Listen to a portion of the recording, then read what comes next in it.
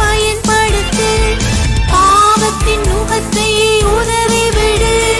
கிருபையின் காலத்தை பயன்படுத்து, இயேசுவின் வருகை அண்மையிலே உன் வாழ்வை அவருக்காய் கொடுத்து விடு.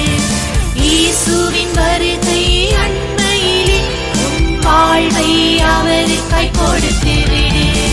சீயோனே, சீயோனே, எழும்பிடு, எழும்பிடு. வல்லமையை தரித்து விடு, தூசியை உதறிடு.